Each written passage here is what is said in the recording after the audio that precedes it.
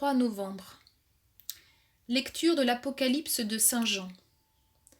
Moi, Jean, j'ai vu. Et voici que l'agneau se tenait debout sur la montagne de Sion, et avec lui les 144 000 qui portent, inscrits sur leur front, le nom de l'agneau et celui de son Père. Et j'ai entendu une voix venant du ciel, comme la voix des grandes eaux, ou celle d'un fort coup de tonnerre. Mais cette voix que j'entendais était aussi comme celle des joueurs de cithare, qui chantent et s'accompagnent sur leur cithare. Ils chantent un cantique nouveau, devant le trône et devant les 4 vivants et les anciens.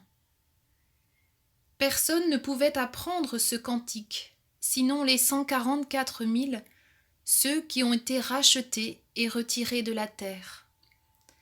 Ceux-là suivent l'agneau partout où il va. Ils ont été pris d'entre les hommes, achetés comme prémices pour Dieu et pour l'agneau. Dans leur bouche, on n'a pas trouvé de mensonge, ils sont sans tache.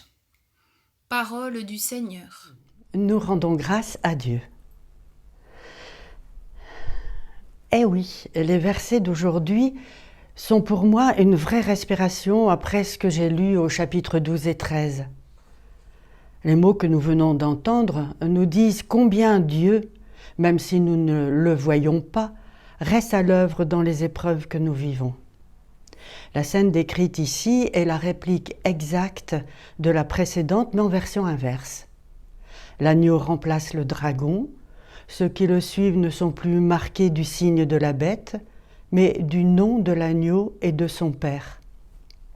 Au front, siège de la pensée.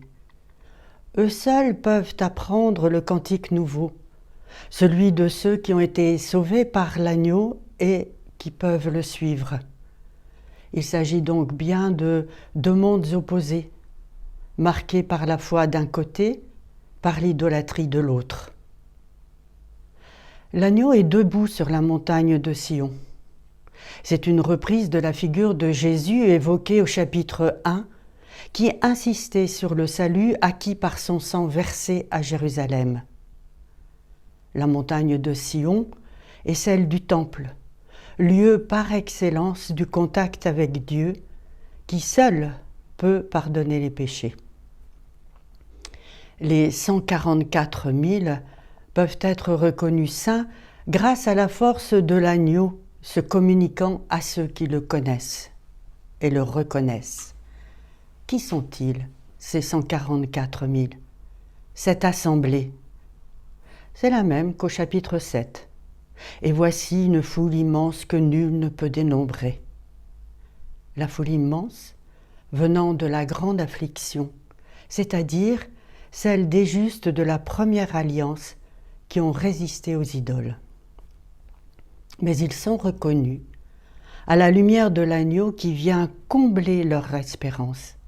Cet agneau par lequel ce qu'on appelle l'Ancien Testament est toujours neuf et porteur de nouvelles lumières. Ces justes sont allés vers l'alliance que Dieu a conclue en termes d'appartenance. Sortis de la servitude d'Égypte, les enfants d'Israël entrent au service de Dieu. C'est le sens de l'inscription du nom sur le front et du rachat en termes de prémices. Israël était une part sainte pour Yahvé, les prémices de sa récolte. Ils avaient, avec persévérance, gardé foi en Dieu malgré les épreuves dont parle le chapitre 2. La mention pour Dieu et pour l'agneau témoigne de l'orientation vers la nouvelle alliance dont le chant retentit. Il chante un cantique nouveau. L'agneau inaugure de fait un puissant renouveau, mais il a été annoncé par les prophètes. Jérémie, au chapitre 31, parle de l'alliance nouvelle. Isaïe, en 65, de la création d'une terre nouvelle et de cieux nouveaux, et du don d'un nouveau nom. Le psaume 33 parle d'un cantique nouveau, qui témoigne de l'accueil du don accordé par l'initiative divine. chantez-lui le cantique nouveau, de tout votre art, soutenez l'ovation. La communion entre les acteurs de cette liturgie céleste que sont les joueurs de sitar et les 144 000 rachetés manifeste que le salut est pleinement réalisé. Ils suivent l'agneau vainqueur. Ils suivent l'agneau partout où il va, ils se gardent de toute idolâtrie. L'agneau vainqueur nous montre le chemin. Aujourd'hui, comme hier, dans nos tribulations, nous gardons au cœur la certitude que Dieu veille. Dans cette période difficile, pleine d'incertitudes, ils nous disent « Tenez bon !» Quelle joie, quel réconfort de savoir que Dieu est présent même dans l'adversité, qu'il agit. Il est l'agneau vainqueur. Chantez au Seigneur un chant nouveau, car il a fait des merveilles. Par son bras très saint, par sa main puissante, il sait assurer la victoire, dit le psaume 97.